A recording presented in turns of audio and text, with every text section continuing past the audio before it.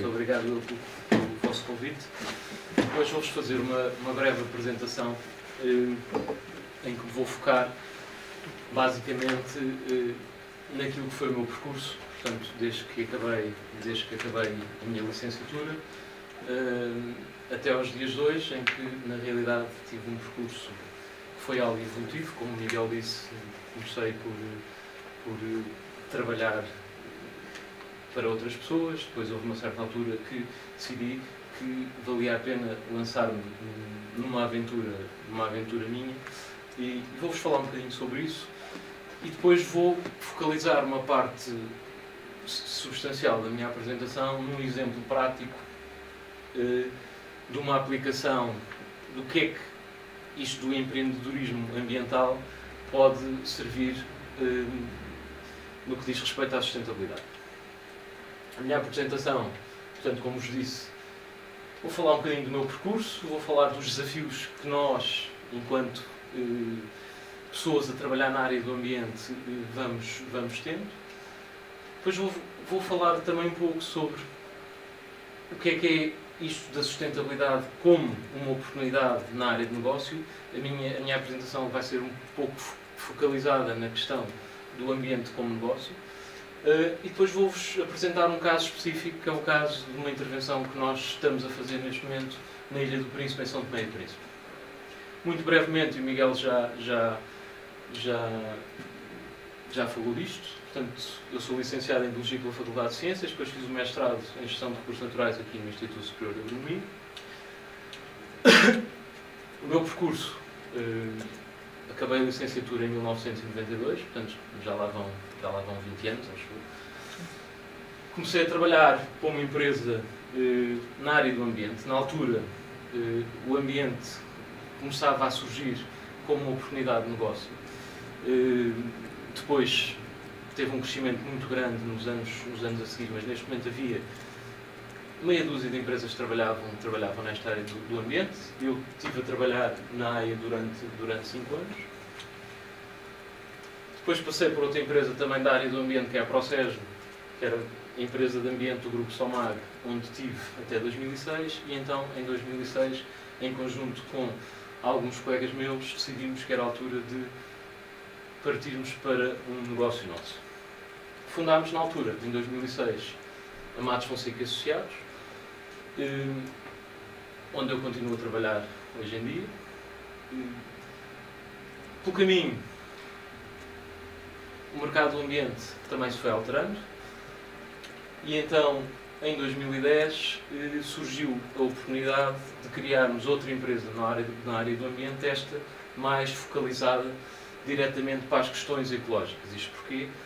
Porque é por volta de 2010 que surge um grande mercado ao nível das monitorizações ecológicas. Então, nós identificámos esta oportunidade, criámos a Ecofield, que trabalha fundamentalmente na área da biologia, na área da ecologia, na área das monitorizações. Entretanto, e como todos sabem, o mercado em Portugal começa a ser um mercado mais complicado, um mercado em que o investimento é cada vez menor, em que há grandes dificuldades, e nós, tal como grande parte das empresas que funcionam na área do ambiente, tivemos necessidade de nos voltar para fora. Entre vários destinos em que já trabalhámos, e depois já vou falar um bocadinho sobre isso, decidimos fundar uma empresa em Moçambique. Moçambique é um mercado que está em grande crescimento, é um mercado muito interessante, como aliás é praticamente toda a África portuguesa, porque na realidade nós continuamos a ser muito bem-vindos na África portuguesa e na antiga África portuguesa, obviamente. E são países em que, do ponto de vista ambiental, há tudo para fazer. E, portanto, o nosso percurso neste momento faz através destas 3 empresas. O que é isto de trabalhar na área do ambiente?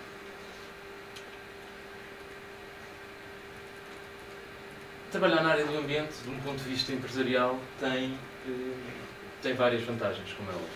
Por isso isso é que as pessoas se dedicam a esta área como área de base. Primeiro, o ambiente dá-nos capacidade de intervir em muitas áreas. Há muitos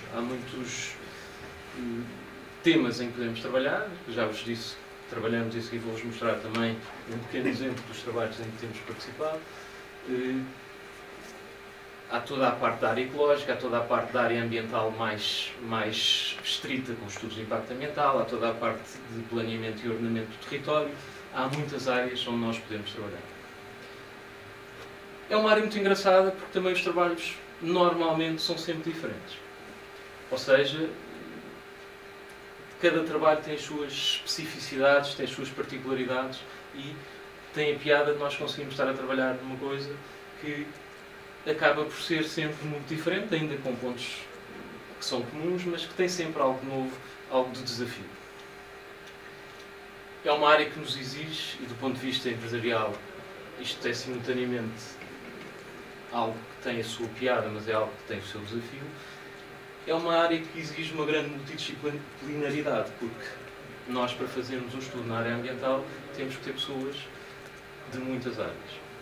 Quando vocês pensam que estamos a trabalhar de um ponto de vista empresarial nisto, isto exige-nos o quê? Exige-nos ter equipas grandes, equipas com representação de várias disciplinas e que, obviamente, têm custos a nível do trabalho que fazemos. Para mim, enquanto biólogo, enquanto pessoa que percorri esta linha de estudo, trabalhar na área do ambiente tem também a grande vantagem de nos permitir uma aplicação prática daquilo que andamos a aprender. Os contributos diretos no ambiente. Isto é uma questão que muitas vezes dá alguma discussão, mas na realidade, no trabalho que nós vamos fazendo, vamos sentindo cada vez mais que aquilo que nós fazemos serve para alguma coisa. Eu já passei por fases na minha vida em que achava que andava a trabalhar para fazer documentos que eram simplesmente peças obrigatórias em determinado processo. Nos últimos anos tenho sentido, na realidade, que aquilo que nós estamos a fazer vai tendo contributos efetivos no ambiente, no território, e que é um trabalho que é útil a nível ambiental e de desenvolvimento sustentável. E depois temos a grande vantagem de ter um mercado global. Eu já vos explico porque é que tenho ali o ponto de interrogação, mas de facto, trabalhar em ambiente em Portugal é relativamente igual a trabalhar em ambiente em Angola, a trabalhar em ambiente em Moçambique ou a trabalhar em ambiente em São Tomé. Obviamente, com as especificidades associadas a cada um destes países e cada um destas áreas de intervenção. Dou-vos aqui só alguns exemplos para perceberem a diversidade de trabalhos em que nós temos participado. Temos feito coisas tão diferentes como estar a construir um guia, um atlas para a Terra Fria Transmontana, um atlas turístico, em que nos é encomendado toda a caracterização do sistema ambiental. Temos estudos de impacto ambiental muito variados. Dou-vos aqui exemplo de alguns que estamos a fazer neste momento na Ilha do Príncipe. Trabalhamos muito ao nível das monitorizações. Aqui estamos a falar de um programa de monitorização que visa avaliar os impactos resultantes da transferência de água entre as bacias do Guadiana e do Sado. Trabalhámos, por exemplo, no Plano Nacional da Água, portanto, o plano que pretende estabelecer as grandes estratégias de gestão da água em Portugal. E depois trabalhamos em coisas também, se calhar, um bocadinho diferentes. Fizemos o Plano Distrital de Defesa de Floresta contra Incêndios do Distrito de Lisboa. Fizemos uma auditoria ao nível da água num centro comercial perdido no meio da Roménia, em que basicamente nos convidaram para ir àquele centro comercial e nos disseram: vejam lá como é que nós podemos poupar água. Nós fomos à Roménia, tivemos a ver como é que o centro comercial funcionava e depois propusemos uma série de medidas para a gestão e a poupança de água. Trabalhamos também na parte de apoio à certificação, quer do ponto de vista da qualidade, quer do ponto de vista do ambiente. Aí fizemos uma auditoria interna ao Oceanário de Lisboa, no âmbito da certificação que eles têm, na certificação EMAS e 14001. Trabalhamos muito, enfim, com grandes dificuldades às vezes, na determinação dos caudais ecológicos para os empreendimentos hidráulicos que vão existir. E estamos, por exemplo, também a trabalhar com a EDP na caracterização dos vales ajusante de uma série de barragens por causa dos planos de emergência que eles vão desenvolver. Portanto, como podem ver, isto é só um pequeno exemplo daquilo em que nós temos trabalhado, um pequeno exemplo daquilo em que as pessoas que neste momento estão nas empresas a trabalhar a nível do ambiente se vão dedicar. Mas, simultaneamente, trabalhar em ambiente em Portugal tem desafios. Eu deixo só aqui alguns, porque isto, eu acho que falarmos todos os desafios que nós vamos tendo dava para dedicarmos o tempo inteiro a esta questão. De facto, temos um mercado nacional que é pequeno. É pequeno, foi evoluindo. Grande parte dos trabalhos, nomeadamente a nível das infraestruturas que eram necessárias, infraestruturas ambientais, estão feitos. Portanto, o mercado começa a encolher. Bom, o diálogo com as autoridades ambientais nem sempre é fácil, não é? Nós, numa parte substantiva do trabalho que fazemos, somos depois avaliados por autoridades do Ministério do Ambiente. O diálogo não é simples. Muitas vezes por culpa nossa, mas também algumas vezes por culpa deles. Também é algo que eu acho que tem vindo a ser ultrapassado, mas que continua a constituir um desafio diário no nosso trabalho. Bom, a falta de investimento acho que é óbvio, não é? Nos últimos 2 anos o investimento em Portugal praticamente desapareceu e com a falta de investimento desaparece grande parte do trabalho que é preciso ser feito a nível do ambiente. Depois continuamos a sofrer um pouco, e isto eu sinto, quando dou as minhas aulas de avaliação de impacto ambiental, a primeira coisa que eu pergunto aos meus alunos é: para que é que vocês acham que serve um estudo de impacto ambiental? E normalmente a resposta que me dão é: um estudo de impacto ambiental não serve para nada, é uma peça que serve para apoiar o promotor a pedir um licenciamento. E nós continuamos nos dias de hoje a sofrer com isto, porque de facto eu acho que nunca foi assim. Eu estou a olhar para a Susana, com quem trabalhei durante muitos anos nestas coisas. E de facto tem havido alguma evolução, mas continua a existir esta questão de: se vocês são uma empresa privada que é contratada por um promotor para fazer um estudo, obviamente vão fazer um estudo para favorecer aquele promotor. Ora bem, isso não é assim, também é outro tema que nós podemos discutir, se quiserem depois, no fim, podemos falar um pouco sobre isso. Depois temos aqui uma questão que eu acho que neste fórum é particularmente relevante, que é a concorrência que nós, enquanto entidades privadas, sofremos com as entidades públicas.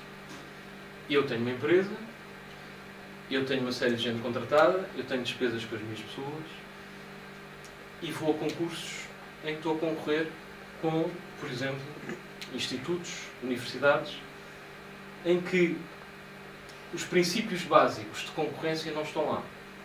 Ou pelo menos é a minha opinião que não estão lá. Mas isso, se calhar, também é um tema para discutirmos mais à frente. Mas, na realidade, as empresas privadas têm sofrido muitíssimo nos últimos anos com esta concorrência com as entidades públicas. E, tal como digo isto, também vos digo que continuo a achar que há uma série de trabalhos que não deviam ser feitos pelas entidades privadas. Que há lugar para serem as universidades, para serem este tipo de institutos a fazerem determinados trabalhos que muitas vezes são pedidos às empresas. E depois, nestes 20 anos em que eu tenho trabalhado, tem-se dado o caso curioso de eu cada vez cobro menos por um estudo ambiental. e cada vez tem exigências maiores relativamente àquilo que me pedem. Portanto, o mercado não é um mercado simpático, mas o facto é que é um mercado que funciona. Continuam a existir empresas na área do ambiente, continuam a haver pessoas que estão a apostar no trabalho nesta área, nós também estamos, mas de facto é um mercado que tem problemas. O que é que eu acho que nós temos contribuído? Nós, e quando digo nós, estou a falar das empresas que têm trabalhado na área ambiental. Eu acho que têm sido feitos estudos que têm resultados no terreno. Aquilo que eu vos dizia, eu acho que hoje mesmo, quando nós fazemos um estudo de impacto ambiental, vamos sentindo que aquilo que nós estamos a fazer tem efeitos a nível do projeto. Que as pessoas começam a ouvir o que quem trabalha na área ambiental tem para dizer sobre estas questões. Isso começa-se a sentir. Acho que temos tido uma contribuição válida para melhorar esta relação entre a necessidade que há de investir, de criar riqueza e de não pôr em causa os valores ambientais que nós temos. Acho que isso também tem sido uma evolução um bocadinho lenta, de parte a parte, porque os promotores, muitas vezes, não entendem bem o que é o papel das equipas ambientais. Acham que só existem para lhes criar entraves. Hoje em dia vão percebendo que envolver estas equipas a nível de projeto depois lhes traz mais valias ao longo do desenvolvimento de todo esse projeto. Portanto, isso parte pela sensibilização dos promotores que eu acho que nós temos conseguido nos últimos anos.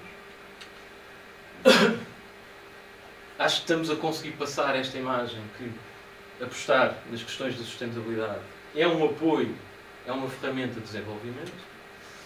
E tal como eu vos disse, começamos a sentir que quando se começa a desenvolver um projeto, as questões ambientais são obtidas em conta. Bom, e agora vou-vos dar um exemplo prático daquilo que nós temos feito.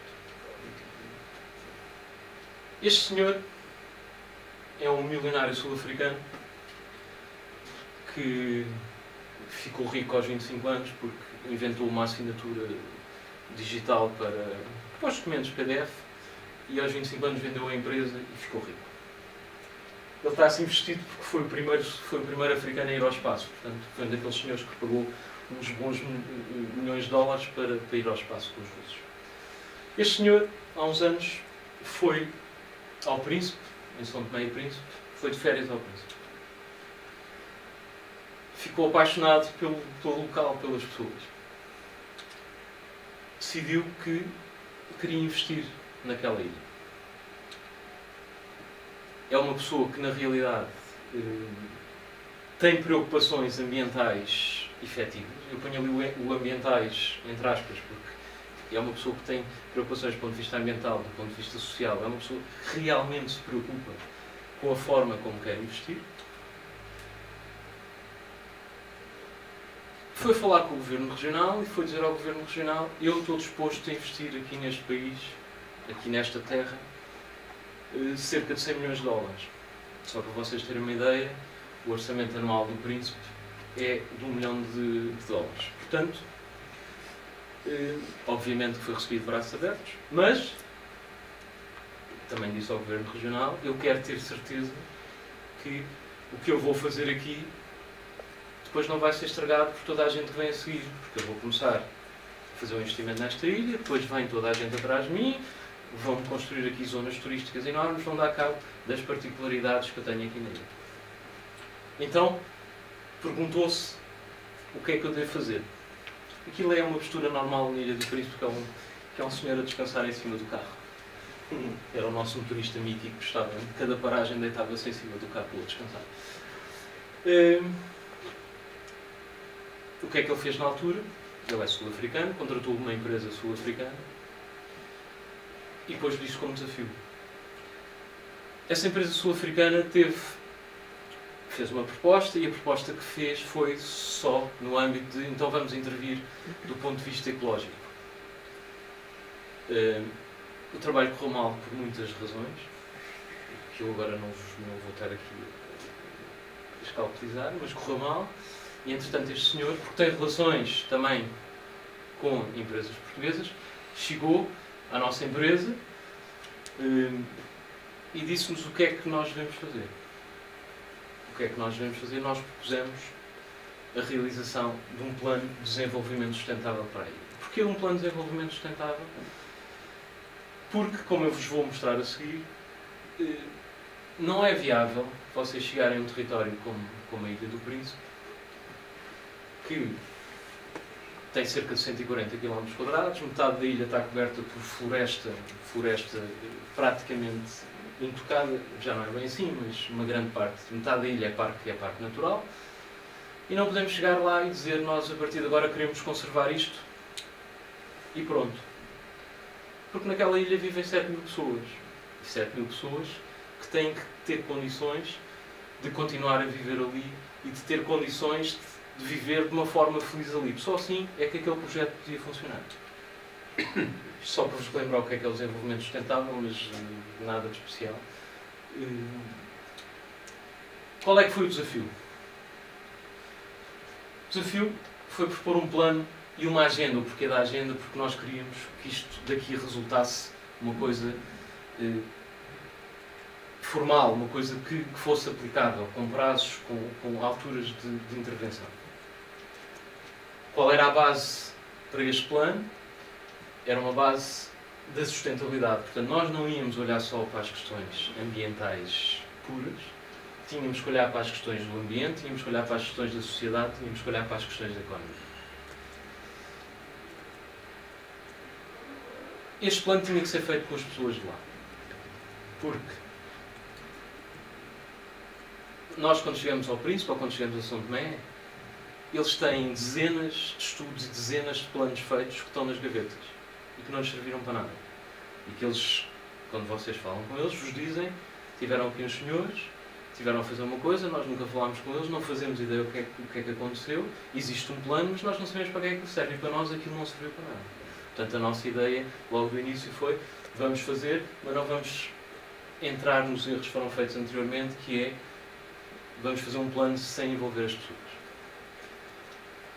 Quisemos olhar para a ilha como um todo, como é óbvio, e temos sempre a parte dos investidores, porque a parte da economia é uma parte fundamental quando nós estamos a desenvolver um plano de desenvolvimento para qualquer território que seja. Qual é que foi a estratégia? A estratégia passou por estar lá. Estes planos não se fazem sem uma presença local, sem conhecer o território, sem falar com as pessoas. Tentámos falar com toda a gente.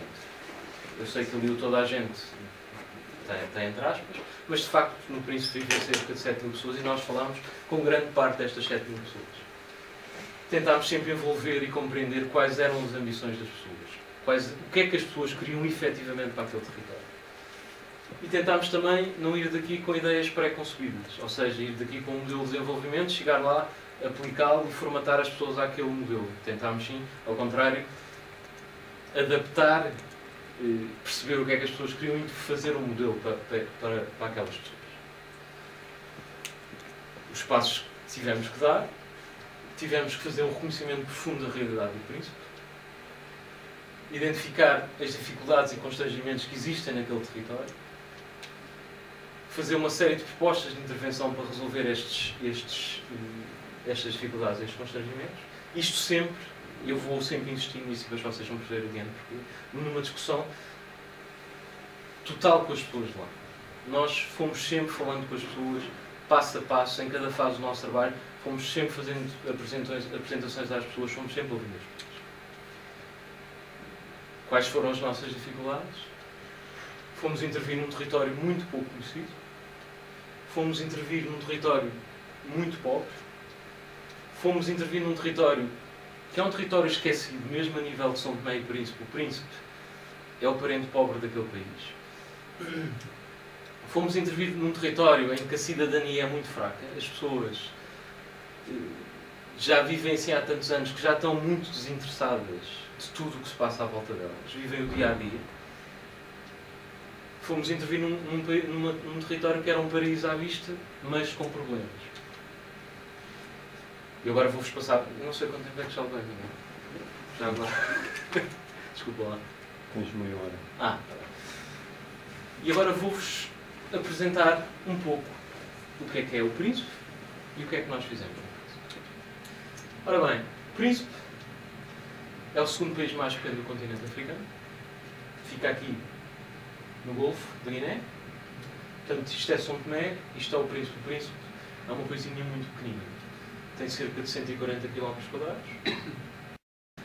Tem um património natural com um grau de conservação muito elevado, mas que começa a ter também aí os seus problemas. E aqui eu ponho-vos isto um bocado na sequência dos problemas que nós fomos encontrando. O primeiro problema que vocês têm para trabalhar no Príncipe é chegar lá. Não é fácil chegar ao Príncipe. Não é fácil para nós que vamos de fora trabalhar, não é fácil para as pessoas que vivem lá e que querem entrar e que querem sair. Não é fácil de chegar ao Príncipe. Só há duas maneiras de chegar ao Príncipe. Uma é por via aérea, outra é por via marítima. A via marítima é uma maneira péssima de chegar lá, porque eles só têm um barco que foi oferecido pela Cooperação Espanhola, que era um barco para andar aqui no Mediterrâneo, e o mar de São Tomé e Príncipe não é exatamente o Mediterrâneo. Portanto, é uma viagem terrível. Digo-vos isto, eu nunca a fiz, mas sei que é uma viagem terrível. Há muitos episódios de naufrágios naquelas águas. Ainda há pouco tempo, uma embarcação que vinha de São Tomé com as crianças todas que iam começar as aulas no Príncipe naufragou, morreram os miúdos todos. Portanto, há histórico de grandes problemas com as acessibilidades marítimas. Há um porto que não é exatamente um porto, que não funciona, que não tem uma grua que permita funcionar. Portanto, coisas tão simples como vocês pensarem como é que eu vou levar, seja o que for, para aquela ilha, é uma coisa terrível. Desembarcar um carro naquela ilha é um desafio que leva toda a gente ao porto para ver como é que aquilo se faz. Acaba por ser engraçado, mas tem constrangimentos brutais do ponto de vista da gestão daquele território. E, de qualquer das formas, o transporte das pessoas e das mercadorias é sempre feito de forma irregular. E quando eu vos digo irregular, é verdadeiramente irregular. Acontece muitas vezes nós estarmos lá e, de repente, dizerem-nos: mas não há gasolina porque o barco não veio. Ou não há água porque o barco não chegou. Portanto, isto são constrangimentos que acontecem efetivamente naquele território. Depois há este aviãozinho que voa para lá, leva 15 pessoas, voa para lá 3 vezes por semana. Quando voa, porque quando está mau tempo não voa. Isto é um desafio, posso dizer. Eu não sou a melhor pessoa para falar disto porque eu tenho medo de andar de avião, mas este avião é terrível. Tem um aeroporto, que é um aeroporto que não cumpre de todo nenhuma norma de segurança. Há empresas que proíbem os empregados de voar para o Príncipe porque os seguros não cobrem a viagem, portanto as pessoas não podem ir lá, e de facto aquele aeroporto é um desafio. Está neste momento a ser desenvolvido um projeto e vai começar, penso eu, em janeiro, vão começar as obras do novo aeroporto do Príncipe, em que se pretende que estas situações sejam alteradas. Um bocadinho de história também, portanto, em 75 São Tomé e Príncipe tornou-se independente. E quando se torna independente, os são tomenses percebem que tinham apenas 4 médicos, meia dúzia de professores e nenhum recurso ao equipamento para assegurar a única fonte de rendimento do país. Isto é verdade. E ainda hoje isto é muito verdade.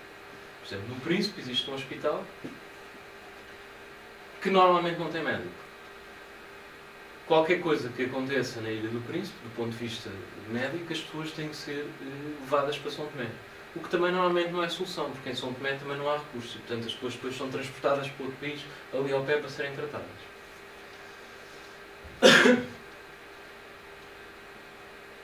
Houve sempre, no discurso político do país, uma vontade de desenvolver o sistema infraestrutural da ilha e consolidar o sistema educativo regional. Hoje em dia, o que vocês sentem, e como eu vos vou mostrar a seguir, é que isso ainda está longe de acontecer. Do ponto de vista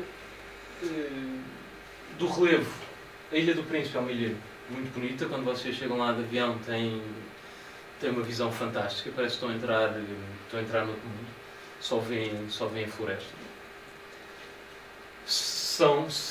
As ilhas e ilhaus são de origem vulcânica. É um território que tem duas partes. Tem a parte sul da ilha, que é muito montanhoso, muito florestado. Aliás, eles lá, as pessoas do Príncipe, se vocês forem ao Príncipe e disserem eu vivo no sul, eles de facto não vos estão a falar do sul. Eles estão-vos a falar do sul, que para eles é habitável, portanto, que é metade da ilha. O sul para eles é metade da cidade, a única cidade que existe lá, que é Santo António. Isso é que é o sul. Porque o resto da ilha é uma massa de montanhas e de floresta.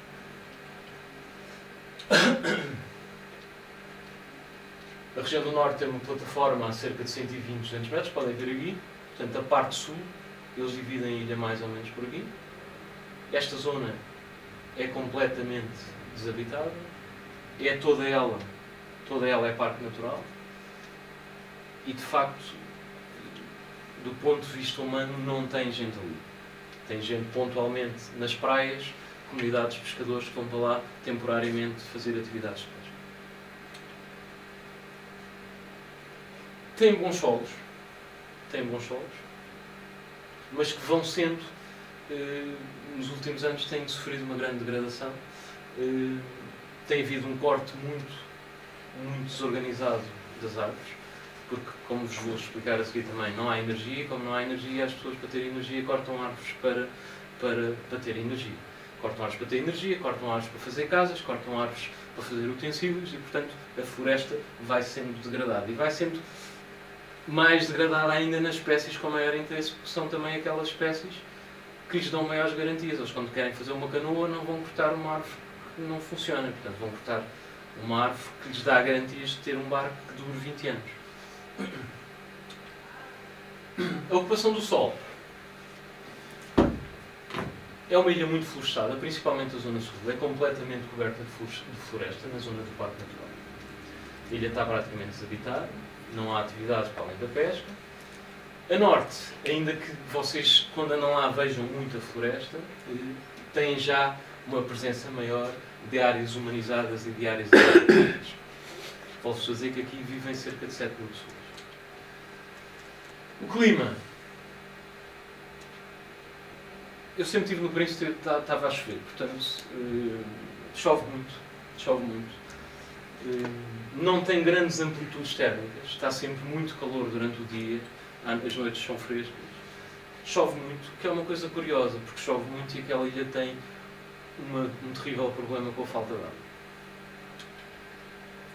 Quais são os principais recursos do Príncipe? A água é um recurso importantíssimo no Príncipe, mas que não é aproveitado. Continuamos hoje sem saber se existem recursos hídricos subterrâneos ou se não existem recursos hídricos subterrâneos. O que é certo é que os portugueses, enquanto lá estiveram, nunca utilizaram recursos hídricos subterrâneos. Os recursos hídricos superficiais, chovendo muito, há muita água, mas tem uma característica muito momentânea, porque a ilha é muito pequena, é muito íngreme, portanto a água começa a chover, rapidamente desaparece toda no mar. E nós tivemos lá uma situação, uma visita que fizemos, que estava a chover, nós conseguimos atravessar um rio para ir falar com uma comunidade, 10 minutos depois não conseguimos voltar porque o rio subiu para aí 2 metros naquele tempo. Portanto tivemos de sair de canoa, foi um desafio, foi muito engraçado, mas de facto há ali uma gestão do recurso hídrico completamente inexistente. Tem 3 rios principais, que têm água sempre, mas que de facto não estão aproveitados.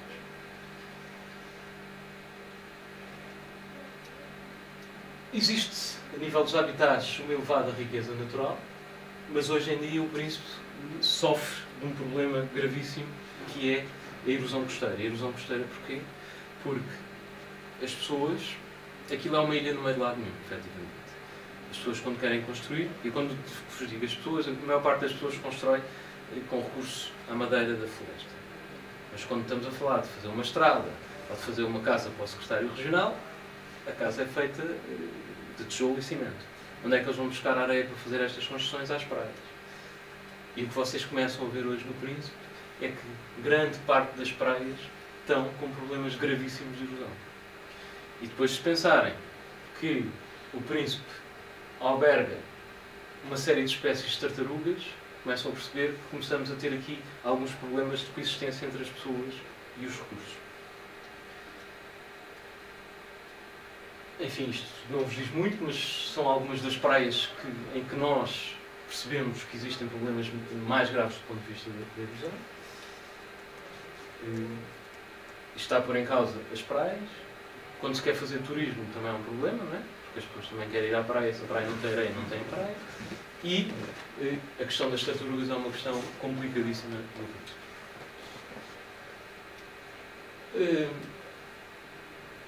São Tomé e Príncipe é considerado um dos países do mundo com um dos mais altos níveis de espécies endémicas do mundo. Enfim, existe, principalmente para uma ilha, existe muita coisa. As principais ameaças à conservação da natureza que são identificadas são claramente de origem humana. Com o aumento demográfico, mesmo só com as 7 mil pessoas, aquilo é um território muito frágil. Tem havido uma sobreexploração de alguns recursos, por exemplo, da parte das florestas, como já vos disse, a parte das praias, o que tem posto em causa o suporte de muitos destas espécies. Os recursos florestais têm sido degradados. Hoje em dia vocês veem uma mancha florestal muito bonita à distância, mas quando falam com as pessoas lá, dizem-vos, pois isto está tudo verde, está tudo muito bonito, mas as espécies com interesse do ponto de vista da conservação já cá não estão, já foram todas cortadas. E depois temos outros problemas. A caça à tartaruga e a apanha de ovos é uma atividade fortíssima naquelas ilhas. Tem havido uma série de campanhas para tentar modificar isto, mas não tem funcionado. Eles gostam muito de comer tartaruga, e como gostam muito de comer tartaruga, vão apanhá-las. O governo tem uma atitude forte de repressão destas situações, mas na realidade continua a existir. Se vocês forem ao mercado, ultrapassando aquela fase em que eles não vos conhecem e, portanto, não vos mostram, mas quando começam a estar mais familiarizados convosco, vocês têm lá a tartaruga à venda. Portanto, vêm e podem comprá-la se quiserem. Depois há também a captura de papagaios. O Príncipe tem muitos papagaios. E há uma atividade forte que é a captura de papagaios para venda. O que é que eles fazem? Apanham os papagaios. A estratégia em si é engraçada. Eles apanham os papagaios, embebedam os papagaios, metem-nos dentro de uma cana de bambu grande e exportam-nos de barco para São Tomé, depois onde vão para o resto do mundo. Isto acontece frequentemente e vocês vão falando com as pessoas e os miúdos dizem-vos que sim, que é aquilo que se dedicam, que é apanhar papagaios e ele fala-los para fora. E depois há um problema grave.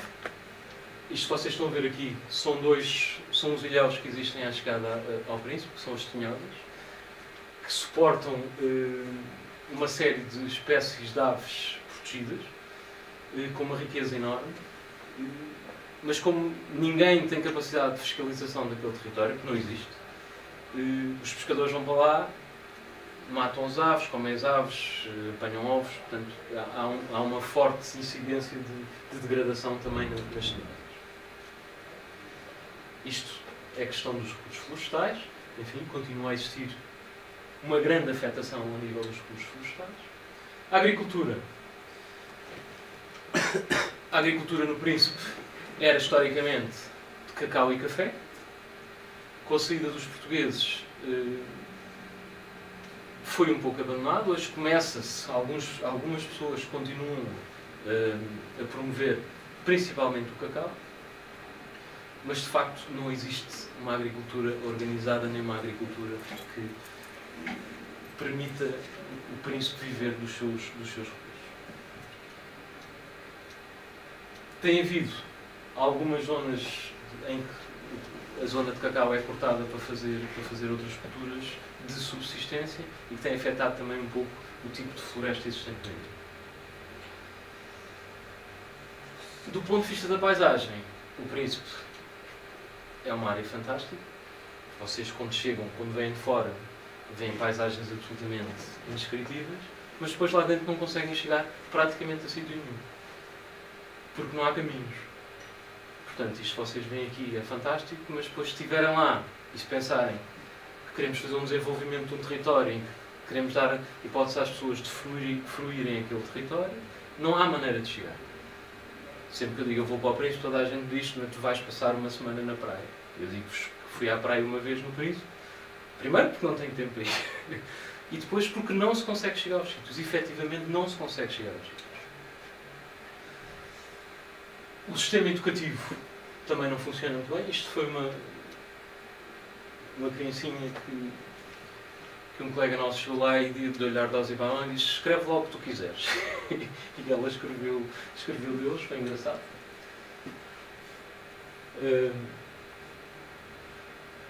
Existem cerca de 21 estabelecimentos escolares, 12 creches, 8 para o ensino básico e 1 para o ensino secundário. Não existia até este ano a 12ª classe, o nosso 12º ano. Neste momento o Governo está a tentar implementar isso. O ensino pré-escolar está fortemente dependente das organizações não governamentais. As infraestruturas são completamente desadequadas. Os professores não têm formação. Têm problemas graves de alcoolismo. Aquele sistema educativo, de facto, não funciona. O acesso às escolas, como eu vos disse, não há estradas. Como não há estradas, há miúdos que demoram 4 horas a chegar à escola. Os professores não têm formação específica para lecionar e estão completamente desmotivados. Isto é uma característica típica das pessoas no Príncipe, é que as pessoas estão desmotivadas. Não têm nada para fazer, não têm interesses nenhuns e, portanto, estão completamente desmotivadas. Há algum facilitismo associado aos objetivos do milénio, portanto, nós estabelecemos os objetivos do milénio e dissemos que X% dos alunos tinham que estar na classe tal. Como é que isso resolveu? Não promovendo o melhor ensino para as pessoas chegarem lá, mas facilitando. E não é muito diferente às vezes do que se passa cá, não é? Portanto,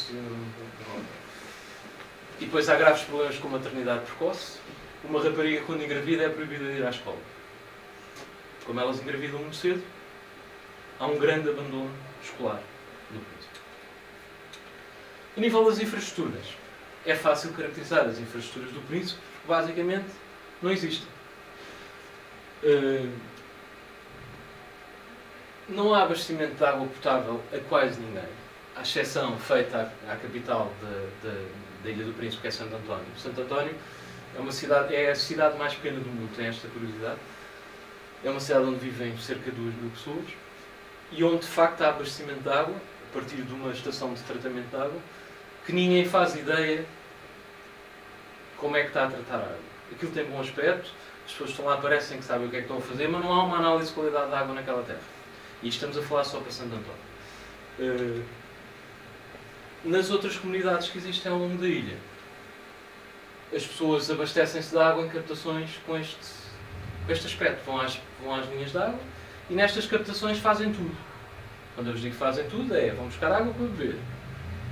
Vão lavar a roupa, vão lavar a louça, usam-nas como casas de banho, fazem absolutamente tudo. Têm os animais ali à volta e, portanto, têm situações assustadoras de abastecimento de água às pessoas. Abastecimento de água não, porque não há abastecimento de facto, as pessoas vão lá buscar. Isto que vocês estão a ver aqui não se percebe bem, mas era uma zona de captação de água que estava cheio de porcos ali à volta e, enfim. Não há saneamento, não há gestão de resíduos, portanto não há drenagem de efluentes, à exceção de Santo António, outra vez. Existe um sistema de recolha de efluentes em Santo António, mas que não é um sistema de tratamento. Portanto, as casas de banho estão ligadas diretamente ao rio Papagaio, portanto não há tratamento nenhum. E depois começa-se a notar que as linhas de água estão poluídas, que as lagoas estão poluídas, que os próprios solos estão poluídos. Têm praias com vilas pescatórias que não existem instalações sanitárias, como é óbvio, e onde os animais domésticos andam à solta. Isto é uma das principais praias no Príncipe, onde chegam lá e têm os porquinhos a passear-se na praia. Portanto, vamos tendo graves carências de tratamento de efluentes, com situações de contaminação dos cursos de água e da água do mar. A Baía de Santo António, neste momento, nós não sabemos porque não há análise de qualidade da água, vamos agora fazer, mas de facto, da maneira que as coisas estão a funcionar, aquilo só pode estar com um grau de poluição enorme. Não existem quaisquer dados de monitorização da qualidade. Isto aqui é uma obra emblemática do Governo Regional, que é a lixeira de Santo António. Quando nós chegámos lá falaram-nos muito, mas nós temos uma lixeira, A lixeira é um buraco que eles fizeram no chão, escondido atrás de umas árvores, e onde vão depositar as coisas assim. E isto é uma situação boa, no princípio. Isto é uma situação boa. Porque depois, o resto das comunidades, portanto, quem não vive em Santo António, vai depositando o lixo junto às linhas de água, nas encostas, nas praias, porque não existe qualquer tipo de gestão de resíduos naquela. Não existiam projetos para a construção de aterros, nem para a selagem de lixeiras. Existe um projeto sempre em curso de uma central de compostagem que está para acontecer há vários, pelo menos há 2 anos, e que não avança. Depois a energia. O Príncipe tem energia em Santo António, na capital, e tem energia entre as 9 da manhã e as 3 da tarde, e depois entre as 5 da tarde e a meia-noite. Fora destas horas não há abastecimento elétrico. À exceção das sextas-feiras, porque os miúdos do Príncipe fizeram uma manifestação porque queriam estar na discoteca até às 2 e, portanto, há energia até às 2 Mas da há manhã. discoteca? Há um tipo de uma discoteca. Como é que é feito o abastecimento elétrico a Santo António? São os geradores, a diesel, oferecidos normalmente pela EDP. Depois tem um problema que é quando se avaria um gerador, não há capacidade de manutenção nem de arranjar as coisas. Portanto, quando se avaria um gerador, pede-se outro gerador. A central, o sítio onde está o gerador, é um sítio absolutamente inacreditável no meio das pessoas. Não há fiabilidade nenhuma de abastecimento. Portanto, eu quando vos disse que era das 9 às 13 e das 5 à meia-noite, é quando é, porque muitas vezes não é. Ninguém faz ideia de quanta eletricidade é que é produzida ou quanta eletricidade é que é vendida. A rede de distribuição é praticamente inexistente. As estradas, como vos disse, praticamente não existem. Isto é uma vista em Santo António. Isto acho que é a melhor rua de Santo António, que só tem buracos. Mas deve ser a melhor rua de Santo António, porque é a rua principal. O sistema de transportes não está desenvolvido, como é óbvio. E depois chove muito. Não é? Portanto, fazer uma estrada no Príncipe também é um desafio grande, porque está sempre a chover. Quando nós saímos lá, deixámos uma rede de caminho de ferro para servir as várias roças para transporte de cacau, que era muito engraçado. Mas está completamente abandonado e degradado. Isto é a antiga locomotiva que nós encontramos lá no meio da ilha. Curiosamente, as rodas desta locomotiva tinham sido feitas por uma fábrica do avô daquele senhor sul-africano que decidiu investir lá e ele não sabia, e quando encontrou aquilo ficou felicíssimo. Há problemas graves do ponto de vista social no Príncipe. O papel da mulher, quer dizer, não existe. Não existe. É uma comunidade fortemente centrada no homem e, curiosamente, onde o homem não trabalha. Portanto, quem trabalha é a mulher, mas a mulher não tem importância. É uma sociedade poligâmica. Portanto, os homens têm várias mulheres, têm várias famílias. Começa a acontecer uma coisa engraçada, é que as mulheres começam a chatear-se com isso e começam a chatear-se com isso. Em vez de quererem resolver o problema de acabar com a poligamia dos maridos, estão elas também a fazer várias famílias. Portanto, aquilo está um bocadinho confuso neste momento. A velhice é terrível, porque normalmente o destino que é dado às pessoas de certa idade é fazê-las desaparecer. E quando eu vos digo fazer desaparecer, existe um feiticeiro na ilha que é pago para fazer feitiços para as pessoas morrerem. Não sei se funciona assim não, mas eles de facto vão lá. Existem graves problemas de violência doméstica. Existe uma grande incidência de gravidez na adolescência. Existem muitos casos de violação sexual. Existem vários casos de SIDA. O alcoolismo é terrível. As pessoas não têm nada que fazer e, portanto, bebem. E depois isto está na origem de tudo isto, como é óbvio, não é? As coisas estão todas ligadas. Depois a letargia, vocês veem as pessoas não têm vontade de fazer nada, não têm objetivos na vida e, portanto, estão parados. Um dia... Estão sempre bêbados. Mas estão sempre bêbados, estão sempre parados, eu acho. A ilha funciona muito com o apoio das ONGs. E só funciona por causa das ONGs, mas por outro lado as próprias ONGs são um problema. Porque as pessoas neste momento estão habituadas, e isto é uma característica muito típica daquele território, que é alguém há de vir resolver o meu problema. Isto é típico. Se vocês tiverem lá uma pessoa que o telhado lhe caiu durante a noite porque houve uma chuvada forte, ele vai ter com o Presidente do Governo Regional e dizer-lhe: Sr. Presidente, o meu telhado caiu, resolva o meu problema. Isto funciona assim. Isto não é um exagero, funciona mesmo assim. E esta grande dependência dos doadores, das ONGs, tem também provocado esta falta de motivação das pessoas. Eles estão habituados a ter alguém que fala às outras. Rapidamente falar do sistema económico da ilha. Não existe muito fora. Tudo o que se consome no Príncipe tem que vir de fora, porque eles não produzem nada. Tem alguma agricultura, como vos disse, começam outra vez a investir na parte do cacau, mas ainda com resultados muito reduzidos.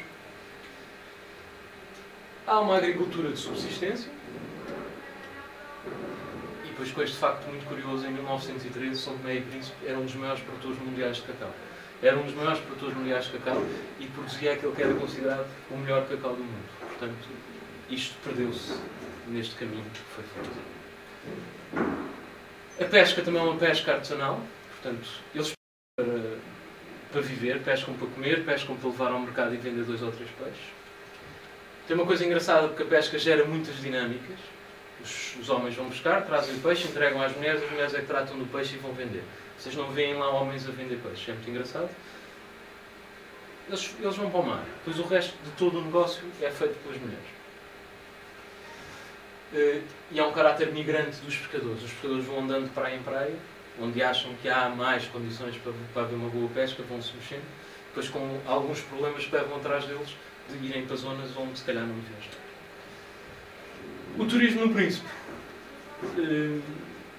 também praticamente não existe. Se vocês pensarem que há 3 aviões de 15 pessoas por semana a ir para lá quando há, não há grande hipótese de vá para lá pessoas. E depois, isto que vocês estão a ver aqui é a Residencial Palhota, que é o principal meio de alojamento em Santo António. Que é verdadeiramente uma palhota. Mas é divertido ficar lá, é divertido porque as pessoas são muito simpáticas. Mas isto é o principal meio de alojamento que existe em Santo António. Depois, no norte da ilha, existe o Bombom, que é um resort de super luxo, que tem 21 bungalows, mas que normalmente também está vazio. Ora, perante isto foi a realidade que nós fomos encontrar e o nosso desafio era dizer, então, agora, como é que se vai promover uma agenda de desenvolvimento para este território? O que é que se fez? Só para ter uma ideia, como vos disse, houve uma interação muito grande com todas as comunidades. Foram visitadas 30 comunidades, falámos com cerca de 1.600 pessoas, pedimos às pessoas para escreverem, dizerem o que é que queriam, quais eram as intenções que tinham, e curiosamente houve 635 pessoas que pegaram no papel e que disseram: eu quero fazer isto. O que foi muito bom num território com aquela falta de cidadania, com aquela letargia. Houve sempre reuniões constantes com o Governo Regional, com os agentes institucionais e sociais e com os agentes privados. Depois houve uma concepção de uma ideia base de intervenção, que foi suportada em valores que foram definidos, eu já rapidamente vos vou dizer quais são, uma série de contextos e uma visão para a ilha.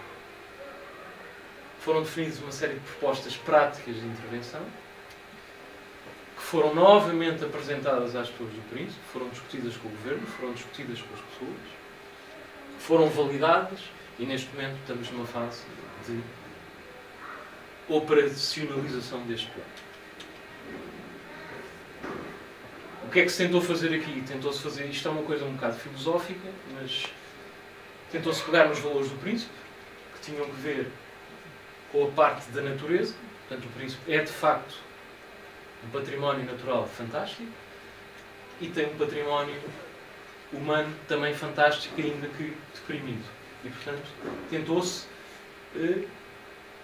juntar estes dois patrimónios e, com base naquela filosofia, vocês se forem lá, vão estar sempre a ouvir falar nisto. Nós funcionamos no leve-leve. É o leve-leve. Para eles, é leve-leve. O leve-leve tem uma parte má, não é? Que é o leve-leve do eu não quero saber, não vou fazer, não me vou preocupar. Mas tem uma parte boa, que é eu quero fazer, mas quero fazer isto dentro do meu tempo, dentro da minha maneira de funcionar. Nós cá andamos sempre a correr atrás de qualquer coisa. Eu pelo menos tenho essa sensação. Eu estou aqui a pensar que tenho uma proposta para entregar amanhã e que não vou ter tempo para fazer. Andamos sempre a correr atrás de qualquer coisa. E nunca temos tempo para usufruir das coisas. Eles têm. Eles estão deprimidos. Mas as crianças estão sempre com um sorriso. Sempre. Eu nunca vi uma criança no Príncipe a fazer uma fita. Nunca vi. Estão sempre bem dispostos. Estão sempre a rir. E não têm nada. E portanto o que é que se tentou fazer? Tentou-se fazer um sistema que fosse suportado nesta visão. Não tentar levar para lá as nossas ideias pré-concebidas e vocês vão ter que funcionar assim. Não. Vocês vão ter que funcionar. Vamos ter que nos encontrar a meio caminho.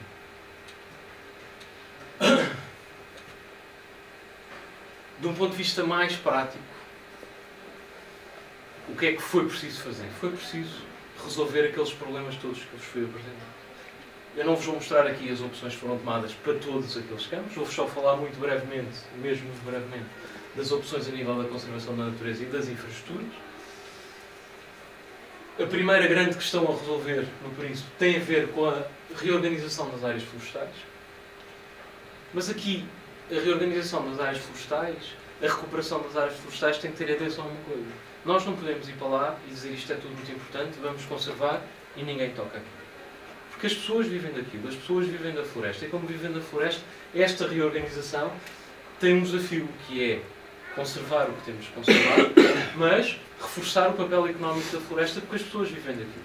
Isto não é fácil de fazer, neste momento está-se a tentar fazer.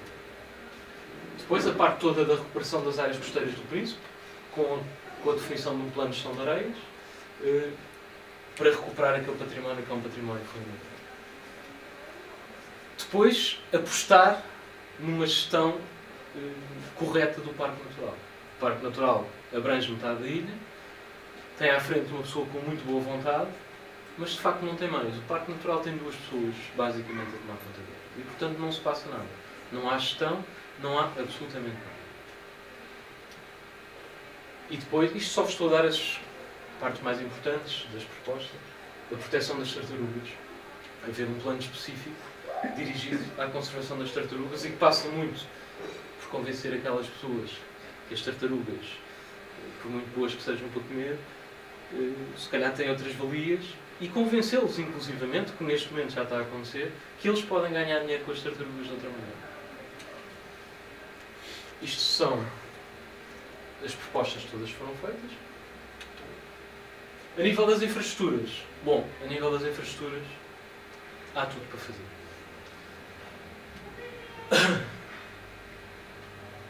As grandes questões, isto foi abordado de uma forma sequencial. A primeira coisa que nós queremos fazer agora é dar água às pessoas. É fundamental, não é? Temos que começar por algum lado. Vamos dar água às pessoas, ver onde é que se vai buscar água, porque na realidade não há água na ilha. Como é que se vai buscar água e como é que se vai dar água a essas pessoas. Depois a questão do saneamento, logo a seguir, saneamento e gestão de resíduos. E a questão da energia, que é uma questão complicadíssima naquela ilha. Porque na realidade aquilo é tão pequenino que não é fácil estabelecer uma mini hídrica, porque não há grandes condições para fazer lá mini hídricas. Aliás, Portugal pagou uma mini hídrica à Ilha do Príncipe que funcionou exatamente 12 minutos. É a mini hídrica mais cara que já foi feita no mundo, acho eu. Teve a funcionar 12 minutos e desapareceu. Está lá, a barragem está lá, mas não funciona. E Depois o tratamento da parte, a gestão toda dos resíduos, também é uma gestão complicadíssima. Há uma aposta forte do Governo Regional em controlar a entrada de produtos embalados na ilha. Ainda estamos a tentar perceber como é que isto é possível. E depois reabilitar a lixeira, fazer um pequeno aterro sanitário. Se bem que nós aqui temos de ter a noção que todas as intervenções nesta ilha são caríssimas, porque aquilo está no meio de nada. E são verdadeiras. Nós, quando fazemos contas para fazer um projeto cá e depois tentamos fazer as contas para o projeto lá, aquilo dispara. E o príncipe não tem dinheiro. E o resumo também das propostas que foram feitas. E só para terem uma ideia, as intervenções previstas ao nível deste plano resultavam em qualquer coisa como 73,6 milhões de euros.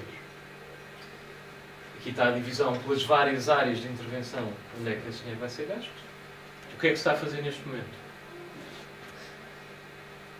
Está-se a começar a implementar o plano, está-se a buscar parte deste dinheiro aos investidores que querem já ir para lá e que estão disponíveis para investir em algumas destas coisas, está-se a estabelecer um plano de financiamento junto de várias entidades para tentar implementar o plano.